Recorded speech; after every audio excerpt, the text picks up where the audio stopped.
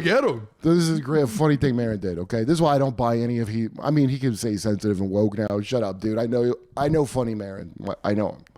So we were going to lunch. Okay, so this is such a funny dickhead thing to do to a friend. Okay, we're just walking and we're talking. He goes, "Don't laugh, dude." Okay, so I'm like, it wasn't. So I just look and there's like a. Okay, it was like a guy who was like a dwarf and like these like crutches. He had like, it was like a guy with 50 things wrong with him. Elbow crutching down the street, like pretty loud. I didn't even notice it until Mark said, "Dude, don't laugh." So imagine that. Like I'm just like this and I hear "don't laugh." I'm like, what? And I like, oh, because then it hit me that he said that. And I'm like, and I had to like not laugh. Do you know how funny that is? It makes me laugh. Like I'm getting like a little nostalgic for like a fun time I had with Mark. Dude, you know how dickheaded that is to go "don't laugh" when there's It's like incredible. crippled midget fucking waggling down the street next to you. I mean, that's one of the most genuinely funny things that Mark did, and it doesn't jive with his like he interviewed Obama, right? Like anyway.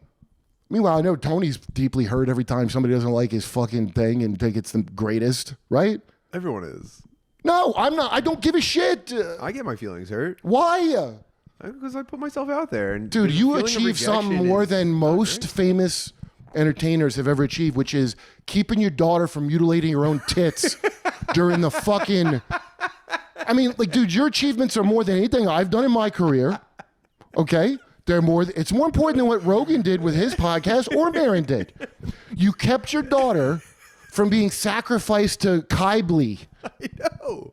By the I cult. know. She almost became a priestess of Kyblee with her tits chopped off in an ecstatic frenzy. I know. And there were girls at school named Kyblee that were cheering Was there this kind of really? thing on. Was there a Kyblee in her school? Close enough. Some really difficult pronunciation or spelling. It's spelled Kylie. Sibeli, but it's Kyblee. Yeah.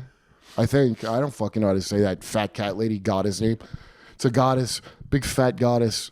Where it's supposed to be two lions, but I think it's just a fat cat lady. I think she's a fat fucking gender blob, queer studies.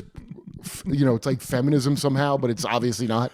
Right. The And, goddess of polyamory. And dude, it's like an early church father writing about the cult of Kyblee.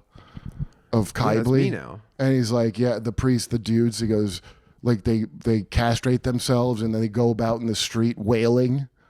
Not after the castrate, like they just go, it's ma'am. That it's like there's nothing new. Everything has happened before. And you live in a country that's actively trying to duplicate Rome.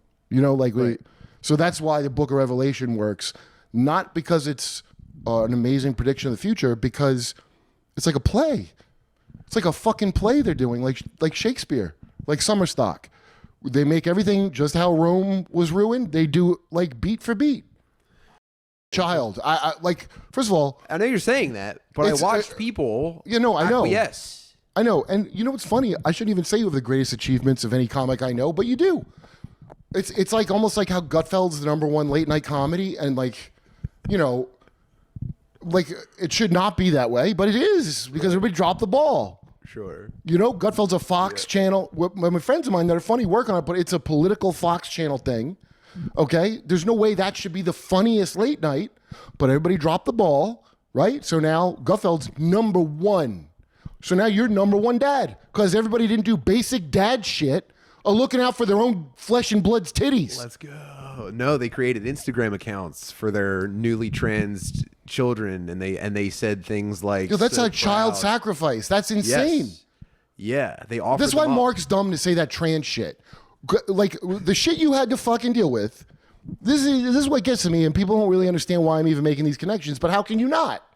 Yes. Oh, trans people don't feel safe. Yo, his daughter almost cut her tits off because it's cool at school. What are you doing? Get back to laughing at midgets on crutches like you know you are. That's funny. It's a passion message to my friend Marc Maron. I love Marc Maron, but I'm I always get sad watching these comics bicker about, and it's just like they're jealous of shit. Yeah, well, I mean, it does seem to be pretty profitable, Well, look, Mark's promoting his hours, so I mean, good for you. But like, I'm not gonna fucking. I'm not gonna like fake say a thing that I don't think. You know, like I'd rather just be wrong. Sure. And this is the other thing.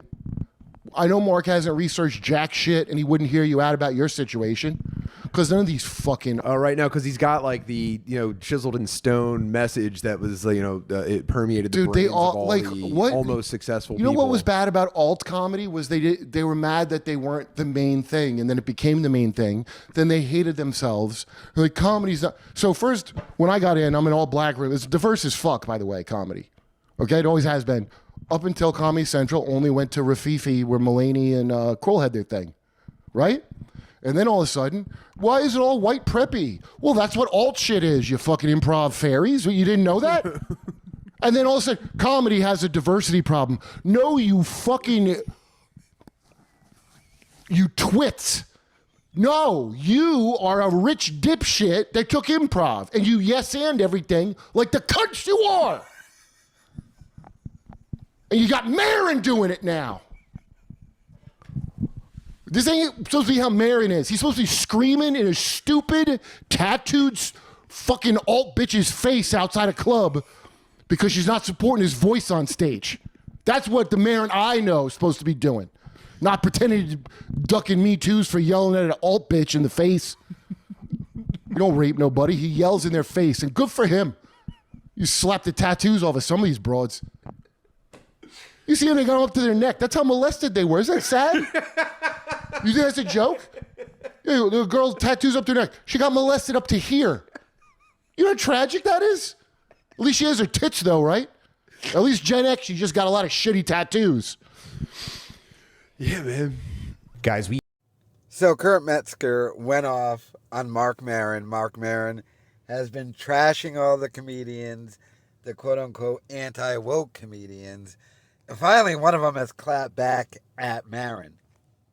Now, I know what Metzger's talking about here. Because Maron, like a lot of stand-ups, is a rich kid. Don't forget, Marc Maron's dad is a doctor. So, I think Metzger, when he was doing that whole breakdown, was like, you're just a rich kid who did this alt comedy thing, then it became successful. Then you complained about lack of diversity, but it really is your fault. And he misses the old Marc Maron. I remember some of the old Marc Maron back when he used to do his little skits with Patrice O'Neal.